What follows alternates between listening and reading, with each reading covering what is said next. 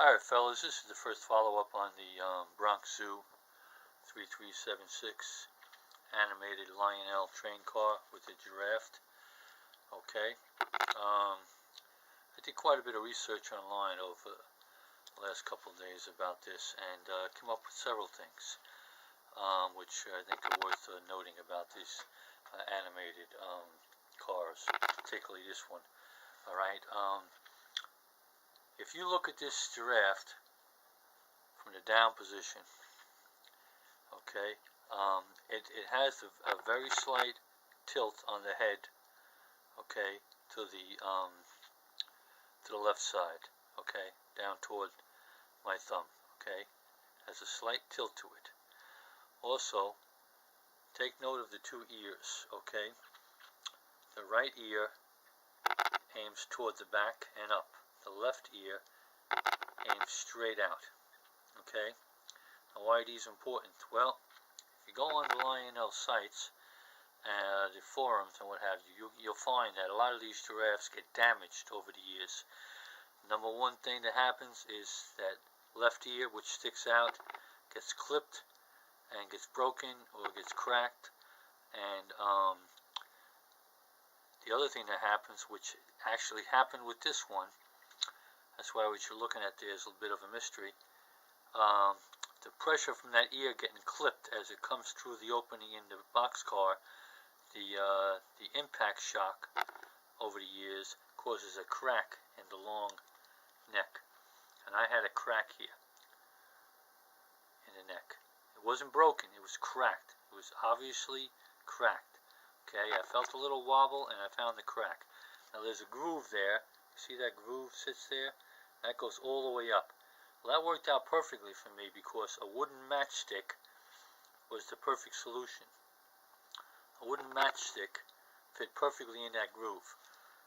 Placing one on each side, acting like a splint, the way you would splint a broken leg or something.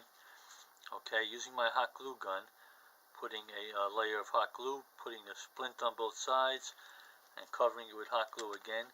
That made this neck stronger than ever before. And so now it's secure. Alright, and I'm glad I caught that because that was on the verge of snapping right off.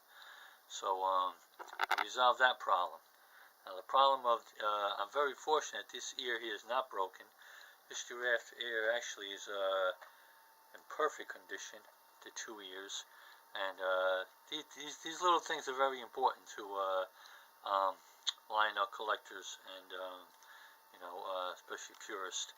And although no purist would ever look at anything that I repair because it's all Rube Goldberg together, of course.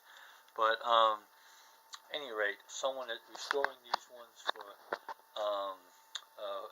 as a investment, all this information is quite useful. So if you know ahead of time about this ear being stuck out, okay, you don't have much choices on it, okay? When it goes through the roof, that ear gets clipped. It's just something that happens. That's all there is to it, okay? And there's only one solution to it that I believe will fix it permanently, and that is taking the boxcar and using my Dremel. I sheared off approximately a quarter of an inch on one side of the boxcar. Okay, now I'm going to file that down. I'm going to clean it up, make it perfect as I can. But that's all I had to do. When you look at the car this way, obviously you don't see it. Okay, but when I file it all down and clean it up, you're not going to see the rough edge. Okay, and that quarter of an inch gives me plenty of space for that head to come in and out of that hole with absolutely no impact. So that's that situation. Now I had to get this thing to work, as you've seen on the last video. Okay, missing a lot of parts on this thing, and so I had to come up with my own kind of a cam system. Well, first off, I wanted that giraffe to be in the up position all the time. In order to do that, I had to put a heavy counterweight on this end. That simple counterweight there in the middle there was not enough. So I took a 9/16 nut, one with a washer base. I don't know how much it weighs, but it weighs a couple ounces. Put it on there, and that kept the giraffe in the up position all the time. Okay, push down on it, she pops back up. Okay, she pops right back up, no problem. Okay, next thing we did, okay, using a straight brass rod, okay, straight brass rod coming through, okay, that bend on the brass rod is actually acting as the cam. My finger is a protrusion. It's going to be attached to the track. When that piece, that cam hits that protrusion, okay, it's going to go up, the giraffe's going to go down. When it passes the protrusion, the giraffe pops back up. Very simple. Now how is that spring action working? Well, that's even simpler with a rubber band.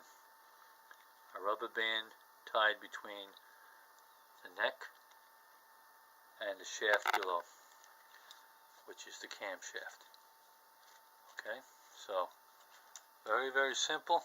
It can't get any simpler than this. Okay, so I'm hooking it up to a locomotive right now, and I'm going to show you that it does indeed work. Alright fellas, thanks for watching. Book 'em, Daniel. Alright guys, we're going to do a quick test run here. Alright, you see it's all back together. Alright, this is the cam here. Okay, it's going to hit two spots on the rails. It comes around. The giraffe's going to go down, pop up, down, pop up. Very simple. Here we go. Okay, this is when it hits the obstruction, it's going to go down. It's going to pop back up. Down, pop back up. Okay? Alright, let's give it a shot.